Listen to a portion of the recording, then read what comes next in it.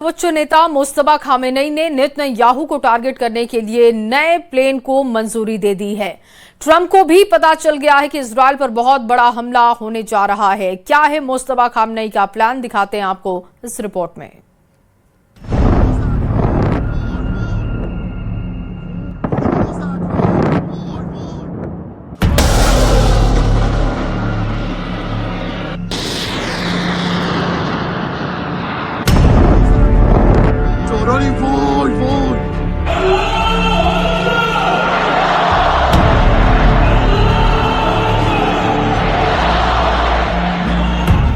मार्च Iran में रात 12:37 और तभी हुआ नए सर्वोच्च नेता मुस्तफा खामेनेई के नाम का ऐलान। तभी ईरान की दूसरी घड़ी रात 2:30 ईरान ने लॉन्च कर दिया इजराइल पर सबसे बड़ा अटैक। 2 घंटे के अंदर ईरान दागने लगा सबसे खतरनाक मिसाइल।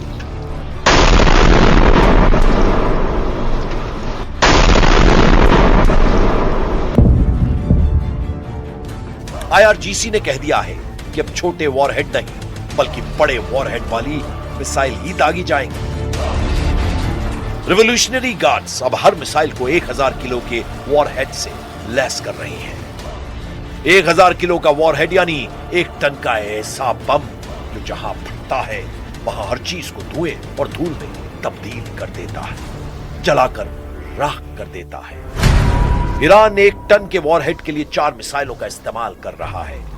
पहली है खुर्रम शहर 4, दूसरी है ईमान, तीसरी है सेजल और चौथी है शाहाब 3। इन चारों मिसाइलों से अब ईरान लगातार इजराइल में सर्वनाश करने वाले अटैक कर रहा है।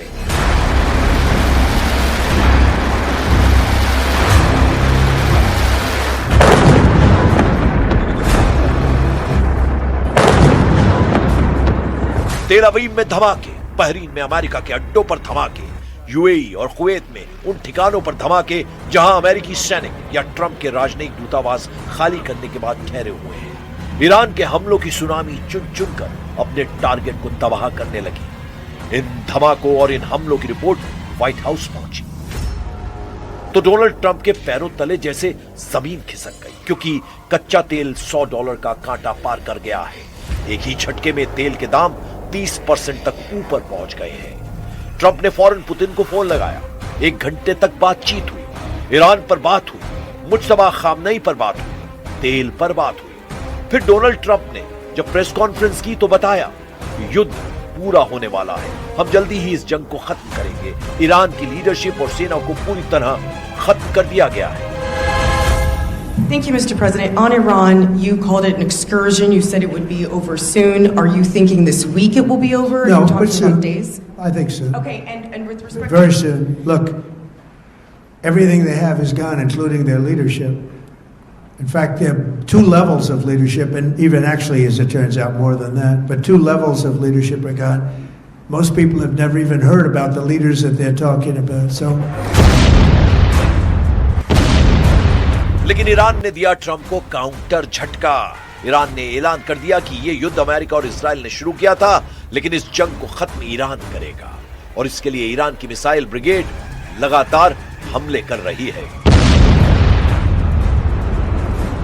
پاسخ کلی دولت این هستش که ما که جنگ آغاز نکردیم ولی ما پایان دهنده اون خواهیم بود। एक तरफ तेल के दाम, दूसरी तरफ युद्ध का बढ़ता हुआ खर्च।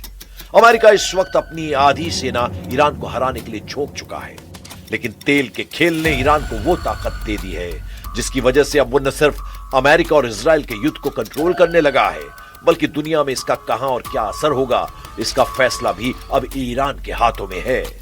पुतिन ने भी कह दिया है कि दुनिया में तेल संकट शुरू हो चुका है।